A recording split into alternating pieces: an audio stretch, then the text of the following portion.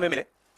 एक की महिला आरक्षण करने से पहले महिला आरक्षण देने से पहले हमें सेंसस करना पड़ेगा और दूसरा डिलिमिटेशन करना पड़ेगा, और इन दोनों चीजों को करने के लिए बहुत साल लगेंगे। सच्चाई यह है कि महिला आरक्षण को आज किया जा सकता है। 33% आज जो सीट्स हैं लोकसभा में, विधानसभा में, वो महिलाओं को दी जा सकती हैं। कोई कॉम्प्लिकेटेड मामला नहीं है, मगर सरकार वो नहीं करना चाहती है। सरकार ने ये देश के सामने रख दिया है, मगर रियलिटी ये है कि ये इंप्लीमेंट आज से 10 साल बाद होगा। ये भी नहीं मालूम कि होगा या नहीं होगा। तो एक प्रकार से ये डिस्ट्रैक्शन टैक्टिक है, डाइवर्जन टैक्टिक है। डाइवर्जन किस चीज से हो रहा है? डाइवर्जन ओबीसी सेंसस से हो रहा है। मैंने पार्लियामेंट में सिर्फ एक इंस्टीट्यूशन के बारे में बात की, वो जो हिंदुस्तान की सरकार का सेंटर है, कोर है, जो हिंदुस्तान की सरकार को चलाता है, कैबिनेट सेक्रेटरी एंड सेक्रेटरीज। और उसमें मैंने एक छोटा सा सवाल पूछा। प्रधानमंत्री कहते हैं कि वो ओबीसी के लिए बहुत काम कर रहे हैं। अगर प्रधानमंत्री इतना काम कर रहे हैं तो 90 लोगों में से सिर्फ 3 लोग ओबीसी कम्युनिटी से क्यों हैं? पहला सवाल। दूसरा सवाल, मैंने यही एनालिसिस बजट को देख के की कि भैया पूरा हिंदुस्तान का बजट क्या है और ये जो ओबीसी ऑफिसर्स हैं ये इस बजट में से कितना कंट्रोल कर रहे हैं और क्या कंट्रोल कर रहे हैं। आदिवासी क्या कंट्रोल कर रहे हैं, दलित क्या कंट्रोल कर रहे हैं। ओबीसी हिंदुस्तान के 5% बजट को कंट्रोल कर रहा है, ओबीसी ऑफिसर्स। तो मुझे बात समझ नहीं आ रही है। प्रधानमंत्री हर रोज ओबीसी की बात करते हैं, ओबीसी प्राइड की बात करते हैं, मगर ओबीसी के लिए किया क्या? अब जब मैंने ये बात बोली, उनका रिस्पॉन्स बड़ा इंटरेस्टिंग है। वो कहते हैं कि लोकसभा में हमारा रिप्रेजेंटेशन है। लोकसभा में रिप्रेजेंटेशन का क्या लेना देना है? मैं कह रहा हूं कि बजट डिसीजन जो लेते हैं, जो बजट को ऑफिसर्स हैं, जो बजट को कंट्रोल करते हैं, 5% ओबीसी निर्णय ले रहे हैं। और मैंने सिर्फ यह सवाल पूछा, क्या हिंदुस्तान में ओबीसी की आबादी 5% है? यह मैं जानना चाहता हूं। अगर 5% है तो फिर वो ठीक है, उसको मैं एक्सेप्ट करने के लिए तैयार हूं। मगर अगर वो 5% से ज्यादा है तो मुझे यह पता लगाना है, और एक बार मैं मन बना लेता हूं, मैं छोड़ता नहीं हूं, मुझे यह पता लगाना है ये ओबीसी हिंदुस्तान में कितने हैं, और जितने हैं उतनी भागीदारी इनको मिलनी चाहिए। अब आप किसी लोकसभा में किसी भी एमपी से पूछ लीजिए, लोकसभा को टेंपल ऑफ डेमोक्रेसी कहा जाता है। आप किसी भी बीजेपी के एमपी से पूछ लीजिए कि वो कोई डिसीजन लेता है, कोई कानून बनाता है, कोई कानून बनाने में भाग लेता है, किसी से भी पूछ लीजिए। बिल्कुल नहीं। ना कांग्रेस का एमपी इस लोकसभा में, ना बीजेपी का एमपी, ना कोई और इंडिया का एमपी कोई डिसीजन लेता है। मतलब एमपीज को जैसे मंदिर में मूर्ति होती है वैसे मूर्तियां बना रखी हैं, और ओबीसी की वहां पे मूर्तियां भर रखी हैं, मगर पावर बिल्कुल नहीं है। देश को चलाने में कोई भागीदारी नहीं है। यह सवाल मैंने उठाया है कि क्या, और हर ओबीसी युवा को यह समझना है कि क्या आपको इस देश को चलाने में भागीदारी मिलनी चाहिए, हां या ना? अगर मिलनी चाहिए तो क्या आपकी आबादी 5% है, हां या ना? यह सवाल है। और डिस्ट्रैक्शन इस बात से हो रहा है। बीजेपी को ये जो 2 पॉइंट्स हैं, महिला आरक्षण वाले, डिलिमिटेशन और सेंसस, इनको हटा देना चाहिए और एकदम महिलाओं को जो इज्जत मिलनी चाहिए, जो रिस्पेक्ट मिलनी चाहिए, जो भागीदारी होनी चाहिए, उनको एकदम वो कर दें। और कास्ट सेंसस का जो हमने डेटा निकाला था उसको पब्लिक कर दें, तो सारे हिंदुस्तान के ओबीसी युवाओं को पता लग जाए वो हैं कितने, और नया सेंसस कास्ट बेसिस पे करें। Thank you. और प्रधानमंत्री को अपने अगले भाषण में यह कहना है, यह समझाना है देश को कि हिंदुस्तान के सबसे जरूरी 90 अफसर जो हैं उनमें से सिर्फ 3 ओबीसी क्यों हैं। यह मेन सवाल है। और मैंने दलितों और आदिवासियों की बात ही नहीं की अभी। अंग्रेजी में कह देता हूं। The BJP came up with the idea of a special session. We appreciated that idea. With a lot of fanfare and pomp, we moved from the old building to the new building. The Prime Minister, in a very dramatic gesture, carried the Constitution of India from the old building to the new building. And he said that he is passing a very important law. And we agree with him. Women's reservation is a central step in the empowerment of the women of India, and it is a critical step. But when we read the fine print, we found something very interesting. 2 little subtexts were there. Number 1, this will be done after delimitation. Number 2, this will be done after census. What it means is this bill will be implemented a decade from now. It is not going to be implemented today, and every woman in India should understand this. It is not going to be implemented today, it's going to be implemented, if it is implemented, 10 years from now. So this is a diversionary tactic. It's a way of making everyone's attention move away. The question is, what are they moving away from? And the answer is the caste census. And I'd like to explain why.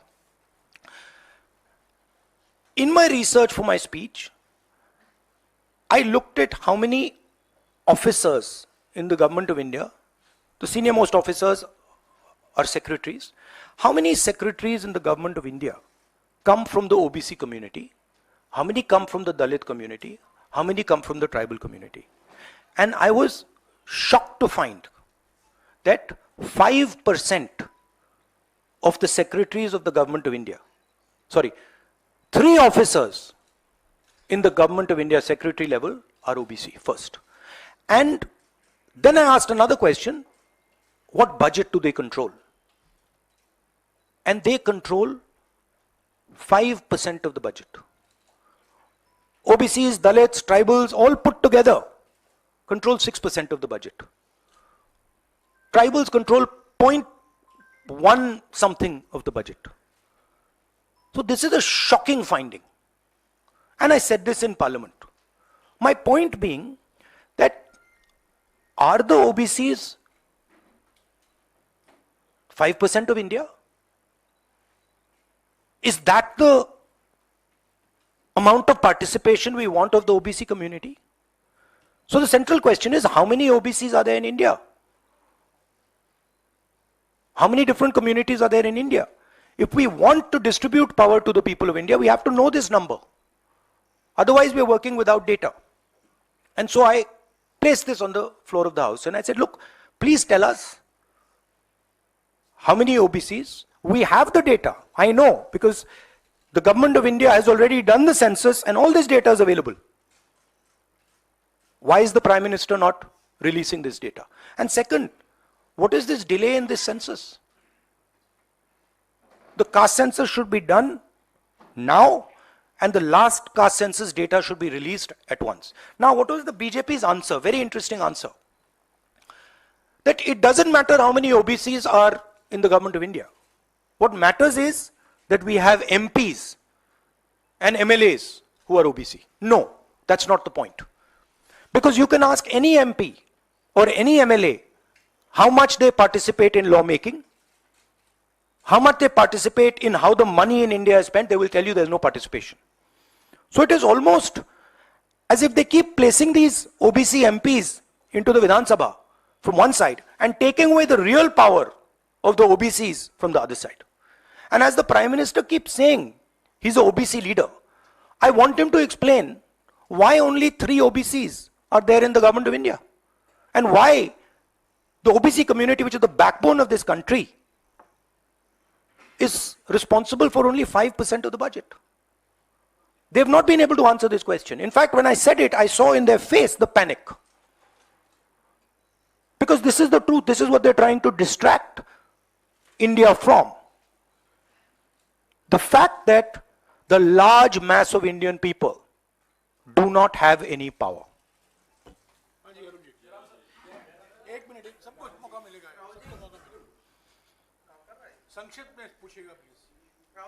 मुद्दा है ये reservation, आज से नहीं, जब से ये अस्तित्व में आया आपने पेंडोरा बॉक्स एक तरह से उसको टच कर दिया।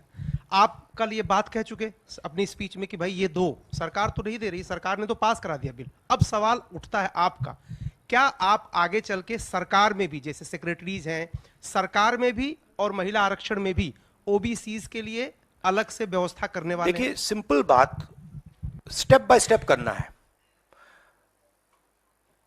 आपको चोट लगती है तो एक्सरे होती है, पता लगाना पड़ता है कि स्ट्रक्चर में कमजोरी कहां है, हड्डी कहां टूटी। मैं सिर्फ एक बात कह रहा हूं, पहला कदम एक्सरे है कि हमें पहले कास्ट सेंसस के माध्यम से हिंदुस्तान का एक्सरे करना है कि भैया हैं कितने लोग, ओबीसी कितने हैं, अलग अलग कम्युनिटीज कितनी हैं,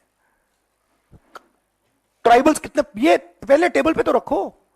डिसीजन लेने से पहले अगर हम अपने सामने डेटा ही नहीं रखेंगे तो डिसीजन कैसे लेंगे? वो तो आपने बात की बात की, मगर पहले हमारे सामने डेटा रखो। डेटा रखोगे मैं आपका जवाब दे दूंगा, आज तो डेटा ही नहीं है। दूसरी बात, मैंने अपने भाषण में कहा कि आजादी की जो मूवमेंट थी वो एक शुरुआत थी। Distribution of power, transfer of power to the people of India, Hindustan के लोगों को पावर ट्रांसफर करने का पहला बड़ा कदम था। उसके बाद हमने और कदम लिए हैं। कास्ट सेंसस से जो डेटा निकलेगा वो हिंदुस्तान की जनता को और पावर ट्रांसफर करने का तरीका है। मैं कह रहा हूं कि हिंदुस्तान के जो ओबीसीज हैं, दलित्स हैं, ट्राइबल्स हैं, बाकी लोग हैं, महिलाएं हैं, उनको हमने ट्रांसफर ऑफ पावर करना है। उनके लिए हमें पावर ट्रांसफर करना है, उनके हाथों में पावर डालनी है। फाउंडेशन वो है, और कास्ट सेंसस की जरूरत है, क्योंकि उसको समझे बिना हम ये कर ही नहीं सकते। हाँ, एक मिनट प्लीज, अरे रमन जी रुक जाओ प्लीज। हाँ, 1 सेकंड। हाँ, देखो, हमारे समय जितने भी थे सही रिप्रेजेंटेशन होना चाहिए। हमारे समय कम था, वो भी खराब है। इनके समय कम था, कम है, ये भी खराब है। हम चेंज चाहते हैं, ठीक है। मेरा कहना है कि जब मैंने ये आंकड़ा देखा मैं हिल गया। मैं बिलीव नहीं कर सकता था कि 90 सेक्रेटरीज में से 3 ओबीसी के हैं। मैं शॉक हो गया, मैं हैरान हो गया, ये क्या हो रहा है? और इसको बदलना है। हिंदुस्तान के जो आम जनता है, गरीब जनता है, उनको पावर देनी है। Rahul ji, you just said that you want that the power should be transferred to women and OBCs and other backwards. You know, this is a form of transferring power. The Prime Minister has said that this bill will lead to an era of women-led development. Do you feel that in the present form, this bill will be able to achieve this goal? Considering that it is not being implemented now. The problem is the implementation. So what they have said is, we are placing a bill on the floor of the House, but we will implement it 10 years from now. What does that mean? That's like the Prime Minister saying, you know, we are going to place a bill on OBC caste census in the in the floor of the House and we're going to do it in 30 years. What does it mean? Means nothing. So, we agree with the bill. Remove these two clauses and make it happen today. And don't insult the intelligence of India's women. Because India's women understand what you're doing.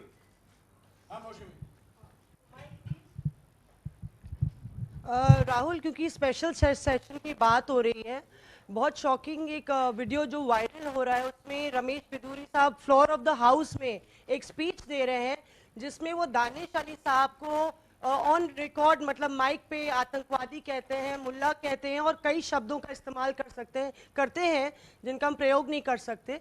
तो इस तरह का व्यवहार जब संसद के भीतर हो रहा है, किस तरह से आप इसको देखते हैं? देखिए, वो और पार्लियामेंट का इशू है, उसमें मैं ये स्पीकर की जिम्मेदारी है और ये पार्लियामेंट्री प्रोसेस चलता है, इस पे मैं यहाँ पे कमेंट नहीं कर सकता हूँ।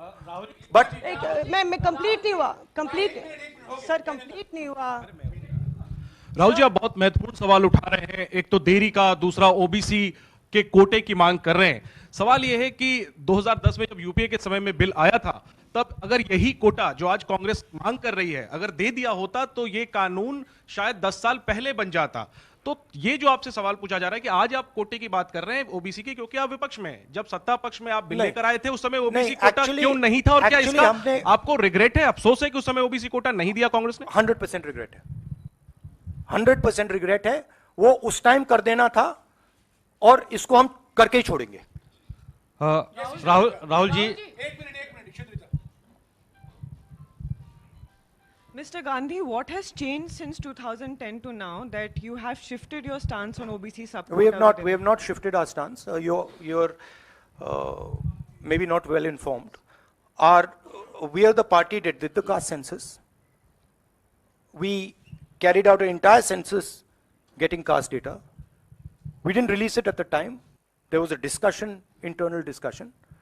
We should have released it at the time, and it should be released now. There is no change in our view on this. Yes, sir.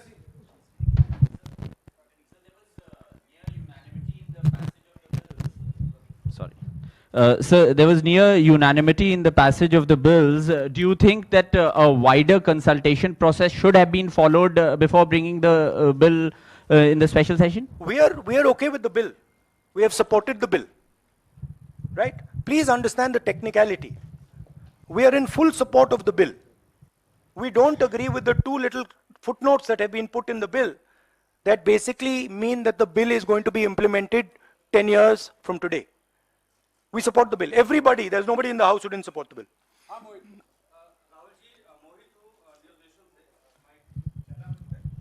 Rahul ji, मेरा सवाल ये है कि जब भी आप कोई इशू उठाते हैं तो आप लोग खासतौर पे राहुल जी, आपके ऊपर, आपके परिवार के ऊपर और आपकी पुरानी सरकार के ऊपर पर्सनल अटैक किए जाते हैं, आप लोगों के ऊपर अटैक किया जाता है। आपने ओबीसी का मुद्दा उठाया, आप लोगों के ऊपर अटैक किया गया और उसके बाद आप बेबाकी से आपने बोला भी कि मैं रिग्रेट करता हूं कि हमारी सरकार में इसको शामिल कर लिया जाता तो बेहतर होता। आखिर सरकार की क्या मंशा है? 6 महीने के बाद लोकसभा चुनाव है, 5 राज्यों में विधानसभा चुनाव है, सरकार की क्या मंशा है कि ऐसे वक्त में बिल लाया गया, पास करा लिया गया, डिलिमिटेशन और परसिमन की कोई बात नहीं हुई?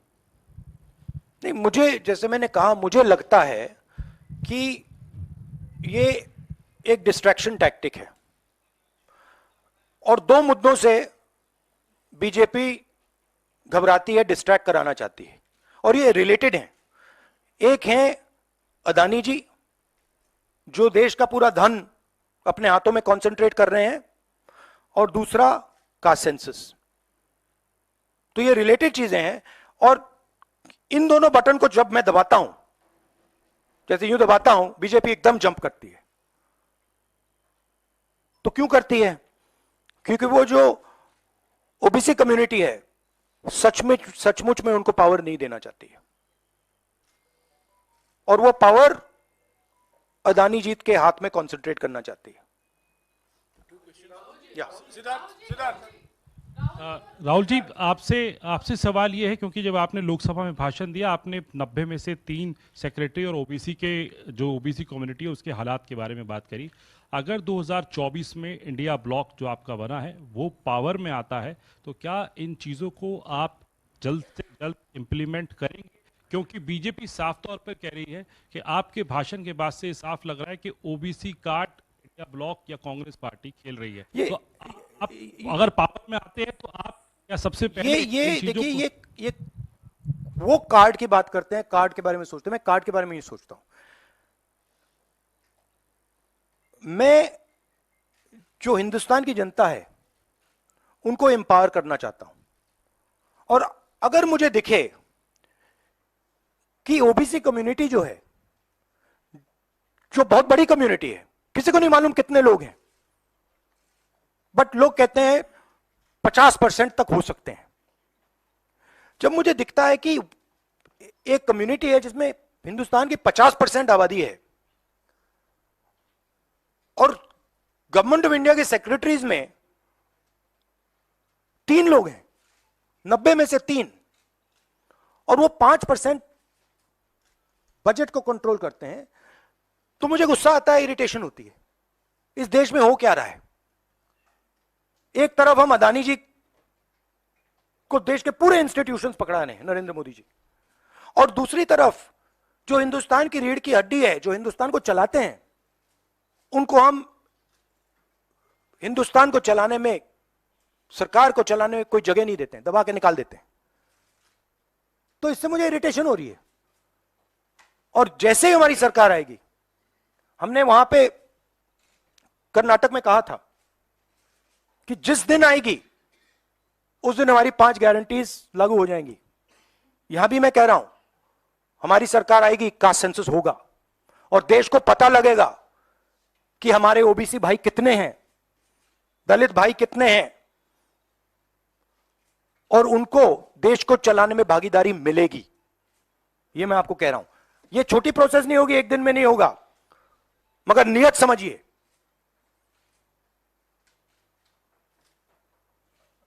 आप, नरेंद्र मोदी जी कहते हैं, अमित शाह जी ने कहा कि हमने ओबीसी को विधानसभा में, लोकसभा में डाला है।